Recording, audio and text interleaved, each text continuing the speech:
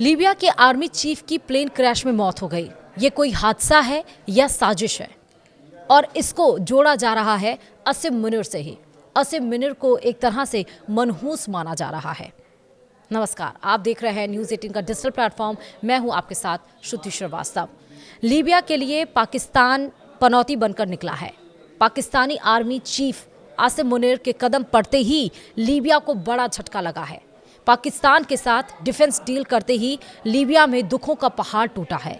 जी हां, लीबिया के army chief की प्लेन क्रैश में मौत हो गई। एक प्राइवेट जेट में लीबिया के सेना प्रमुख और 4 अन्य अधिकारी तुर्की से अपने देश लौट रहे थे, तभी उनका प्लेन क्रैश हो गया। इस प्लेन क्रैश में लीबिया के आर्मी चीफ और अन्य 7 लोगों की मौत हो गई। इनमें 3 क्रू मेंबर थे। दरअसल लीबिया के मिलिट्री चीफ, 4 अन्य ऑफिसर और 3 क्रू मेंबर्स को ले जा रहा एक प्राइवेट जेट मंगलवार को यानी कि 23 दिसंबर को तुर्की की राजधानी अंकारा से उड़ान भरने के बाद क्रैश हो गया। इससे विमान में सवार सभी लोगों की मौत हो गई। लीबिया के अधिकारियों ने बताया कि प्लेन क्रैश का कारण विमान में तकनीकी खराबी थी। तुर्की के अधिकारियों ने बताया कि लीबिया का प्रतिनिधिमंडल तुर्की और लीबिया के बीच सैन्य सहयोग बढ़ाने के मकसद से उच्च स्तरीय रक्षा वार्ता के लिए अंकारा में था। लीबिया के पीएम ने कंफर्म किया कि लीबिया के प्रधानमंत्री अब्दुल हामिद दबीबा ने army chief general Mohammed Ali Ahmed al Haddad और 4 अधिकारियों की मौत की पुष्टि की और फेसबुक पर एक बयान में कहा, यह दुखद दुर्घटना तब हुई जब प्रतिनिधिमंडल घर लौट रहा था। प्रधानमंत्री ने इसे लीबिया के लिए बहुत बड़ा नुकसान बताया। लीबिया के आर्मी चीफ अल हद्दाद पश्चिमी लीबिया में टॉप सैन्य कमांडर थे और लीबिया की सेना को एकजुट करने के लिए चल रहे संयुक्त राष्ट्र की मध्यस्थता वाले प्रयासों में उन्हें महत्वपूर्ण भूमिका निभाई थी, जो लीबिया के संस्थानों की तरह ही विभाजित हो गई है। वहीं तुर्की प्लेन क्रैश में 4 लोग मारे गए हैं और अन्य अधिकारी जनरल अल फितौरी घ्रैबिल, लीबिया की ज़मीनी सेना के प्रमुख ब्रिगेडियर जनरल महमूद अल कत्तावी, जिन्होंने सैन्य निर्माण प्राधिकरण का नेतृत्व किया था, मोहम्मद अल असावी दियाब और चीफ ऑफ स्टाफ के सलाहकार और Mohammed Omar Ahmed Mahsoub chief of staff के कार्यकाल में एक सैन्य फोटोग्राफर थे। इन सब की मौत हुई है और उसके साथ साथ तीनों क्रू मेंबर्स की पहचान तुरंत पता नहीं चल पाई।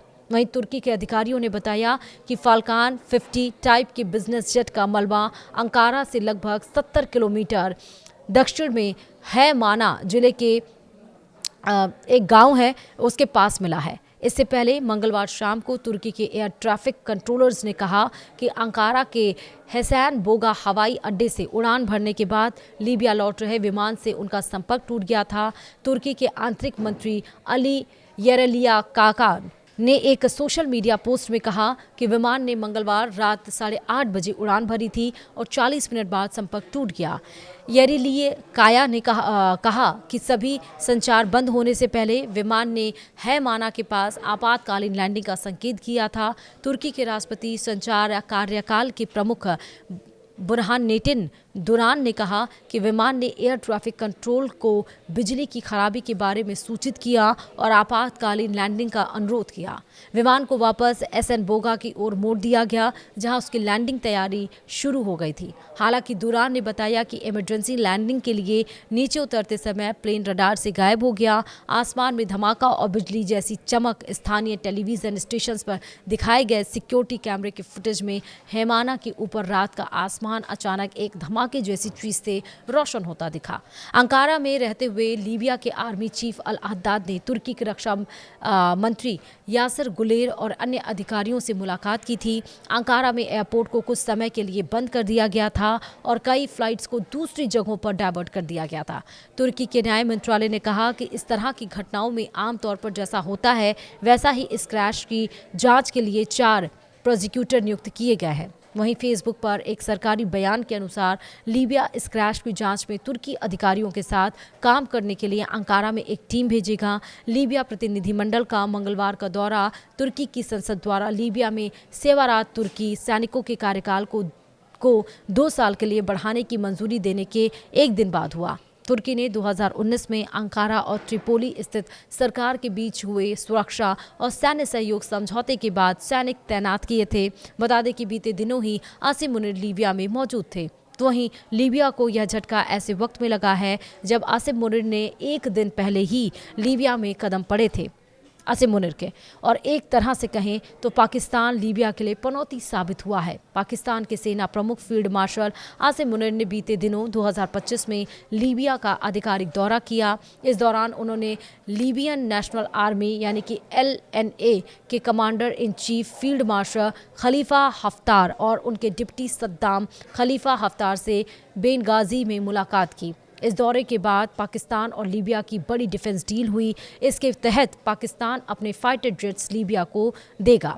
अब हम जिसकी बात कर रहे हैं यानी कि मोहम्मद अली अहमद अल हद्दाद कौन थे, जिनकी मौत हत्या थी या साजिश, उनके बारे में भी जानिए। दरअसल 2011 में मुअम्मर गद्दाफी का पतन हुआ और उसके बाद 2014 से लीबिया दो मुख्य गुटों में बटा हुआ था, पश्चिमी लीबिया और पूर्वी और दक्षिण लीबिया। पश्चिमी लीबिया की राजधानी त्रिपोली है और यहाँ अंतर्राष्ट्रीय स्तर पर मान्यता प्राप्त गवर्नमेंट ऑफ नेशनल यूनिटी यानी कि GNU है।